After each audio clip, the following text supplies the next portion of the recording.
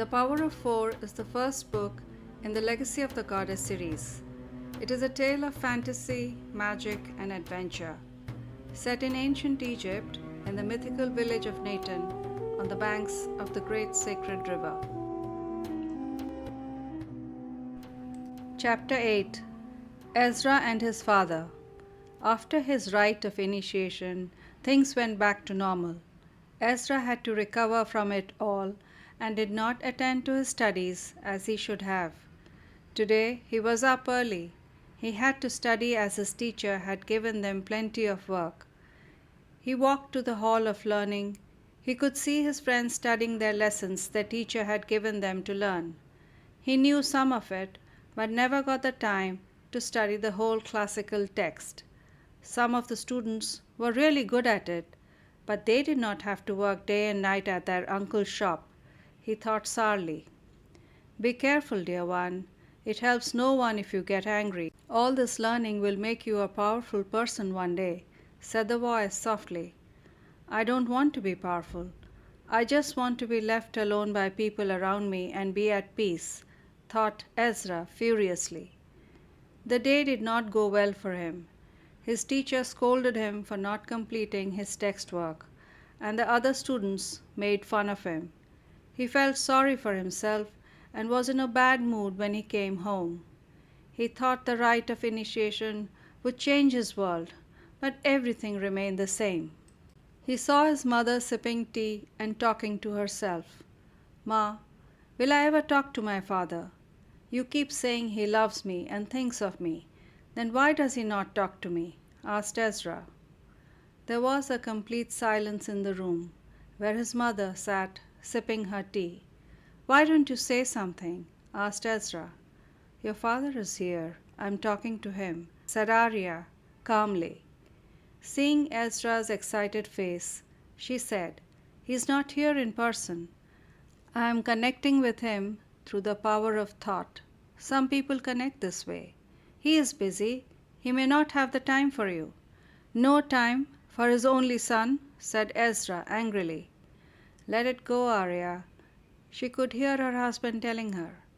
Ezra, he lives in this big house, but no one knows where it is, said Arya. She could hear her husband say, It is not that difficult to find the house. Let him come to see me if he wants to.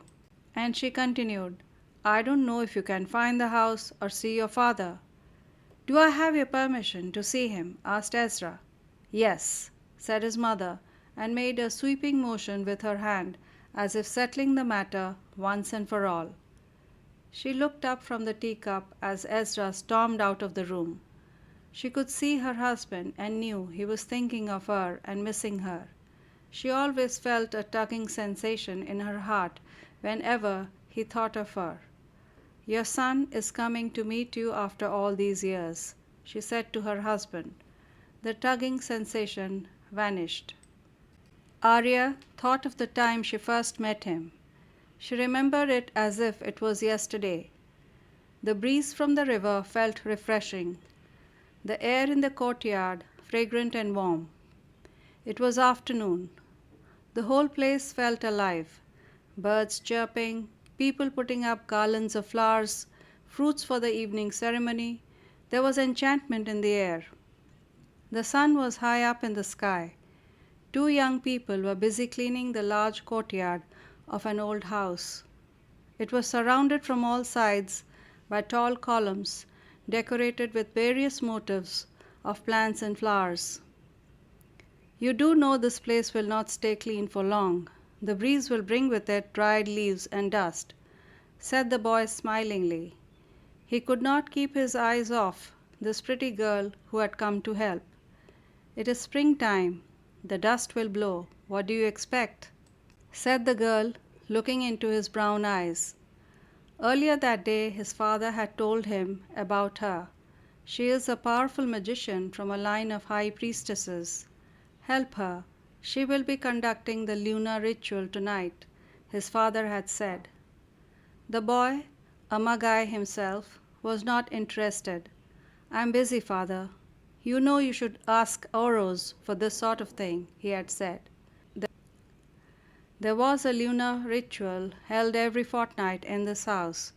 What was so special about this one? And why did his father bother calling someone from outside? Thought Ramos. But one look at the young Maga who came for the lunar ritual changed his mind completely.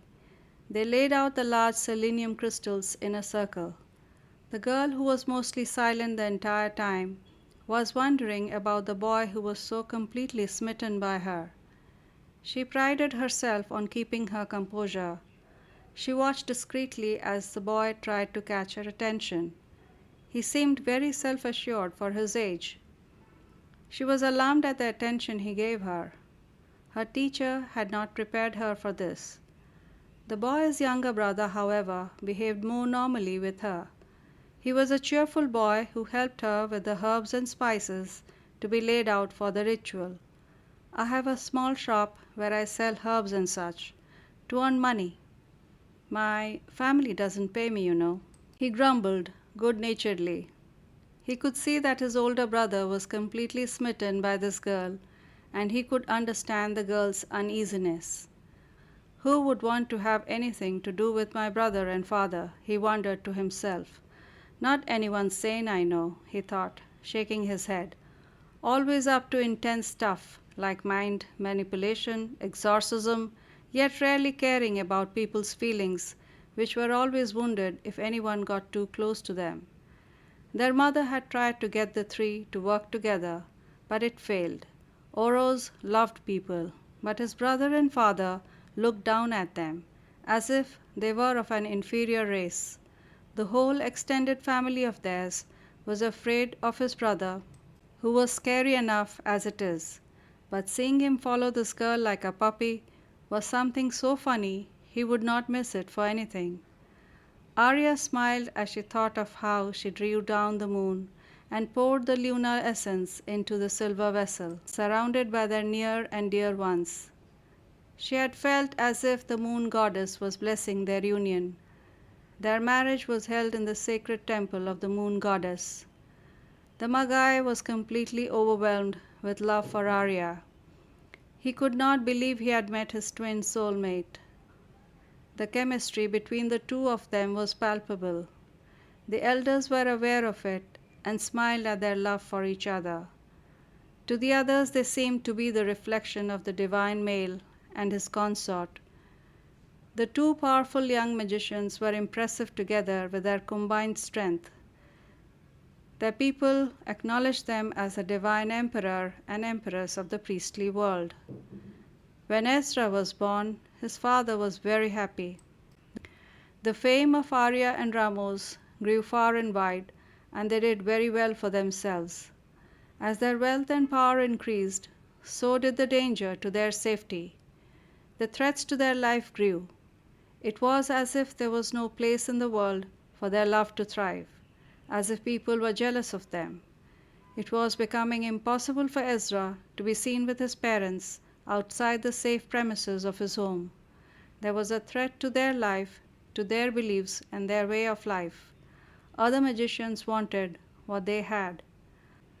One night, as Arya laid out the food, she called Ramos to join her. He did not answer. She thought he was busy with his work. She waited for a while, but no one appeared.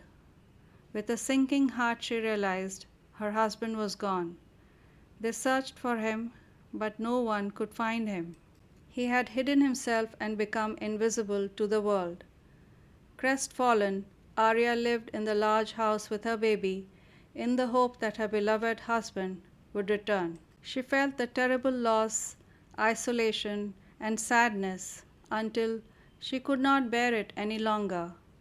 2 years later, she returned to her old house where her mother lived. She opened a shop there to sell baked goods and ritual implements for temple worship and practiced her own magic in seclusion. She did not want anyone to know about her or what she did. She had seen what it did to people's lives. Only a few trusted students, close family friends, and family members knew about it. She never looked back to her past, till her brother-in-law opened his third shop near her house. Ezra was 3 then. He had no recollection of his father or of the big house they had lived in, and Arya preferred it that way.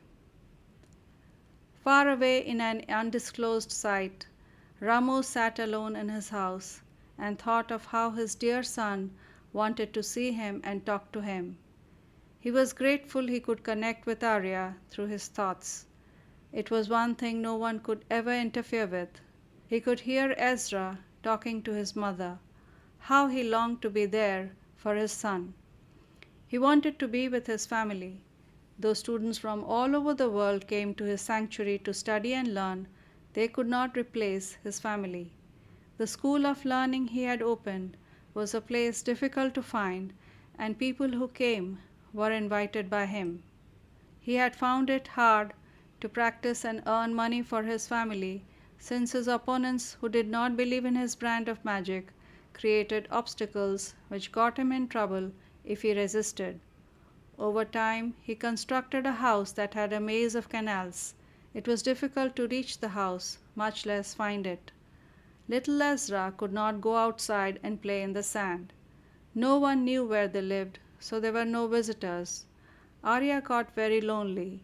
At one time, she had even decided to go back to their old house and wait for Ramos to join them. But it was no use. Their enemies found out about that too. When he disappeared from her life, she left it all behind and took their child and went back to her own village, where Ezra grew up under the loving care of his grandmother and her family members. Ramos knew that under the watchful eyes of their family, he was growing up to be a strong and capable young man. He decided to visit them, even if it was for a short time. He felt his family had suffered enough, and he dearly wanted to meet Ezra and his wife Arya. He felt that he should have been present for Ezra's initiation ceremony. He thought the new moon night would be a perfect time to make a new beginning with his family.